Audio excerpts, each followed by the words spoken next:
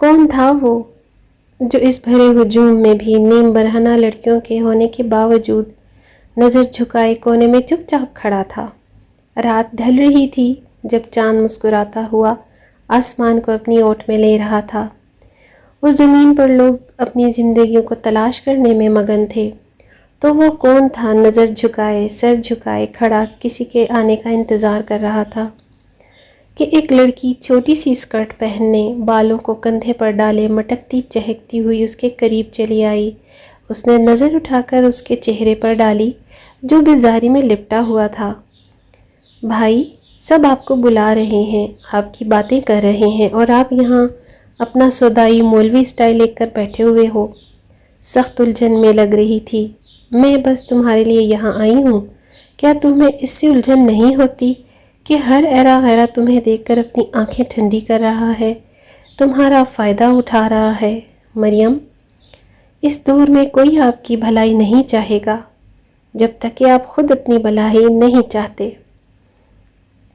تم جیسی بنو گی تمہیں ویسے ہی لوگ ملیں گے، وہ اکثر اسے سمجھایا کرتا تھا اور وہ وہاں آ کر آگے چلی جاتی تھی۔ آج اس نے محسوس کیا کہ واقعی اسے الجھن تو ہو رہی تھی، آج بھی نظروں سے اسے اندر سے کاٹ رہی تھی، لیکن ایسی گیدرنگز تو ہر جگہ ہوتی ہیں بھائی، ہمارے گھر پر، باہر، کلب اور ہوٹل میں، ہر جگہ پر یہ ہوتا ہے۔ اس کی بات سن کر وہ مسکرایا۔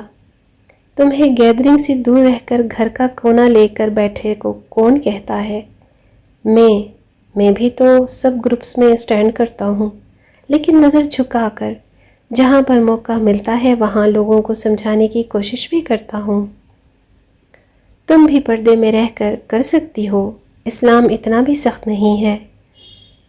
مجھے عجیب سا لگا، سب اتنے وحشت ناک، اور میں یہاں۔ اسے سوچتی ہی کراہت آنے لگی تھی۔ سیاہ عبایا لینے کو کس نے کہا ہے؟ ایسا کرو گی تو سچ میں باولی ہی لگو گی۔ جس طرح سے بھی ہو مناسب ہر جائز کام کرو، اور جو تم کو عجیب بھی نہ لگے مگر خوبصورت ہلکے رنگوں سے سجا ایجاب پہننے میں کوئی مذائقہ بھی نہیں۔ کم از کم یہ سفر اس سفرنگ سے تو بہتر ہوگا، اور تمہارا کانفیڈنس بھی کم نہیں ہوگا۔ جی بھائی، آپ صحیح کہتے ہیں، اور واقعی لوگ آپ کی پہلے سے زیادہ عزت کرتے ہیں، اور آپ کسی برے انسان کو بھی باقی مسلمانوں کی طرح دیکھنا ہے، کسی کو بھی حقارت سے نہیں دیکھ سکتے۔ اسلام خود پسندی نہیں سکھاتا، اور پھر اللہ کے آگے بھی جواب دہ ہونا ہے۔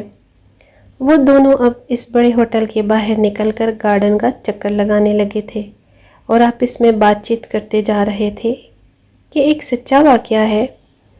ایک شخص کی بیٹھے بٹھائے بینائی چلی گئی اور ڈاکٹر نے اس کو کہا کہ اس کا کوئی علاج موجود نہیں ہے، وہ ساری زندگی کے لیے اندھا ہو گیا ہے۔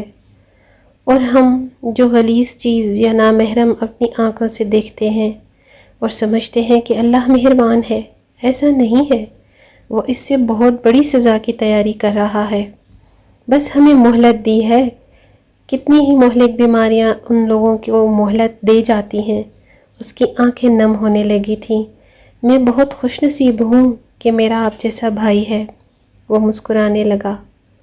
میں بھی پردہ کرنا شروع کر دوں گی انشاءاللہ۔ اس نے کہا ہی تھا کہ سامنے سے کوئی لڑکی ٹک ٹاک اور ٹائٹس اونچی پہنے ہوئے ان کے پاس آنے لگی۔ بلال نے فوراً سے نظریں جھکا لیں۔ کیسے ہو بلال؟ ٹھیک ہوں، وہ نظریں جھکائے یہی جواب دے سکا۔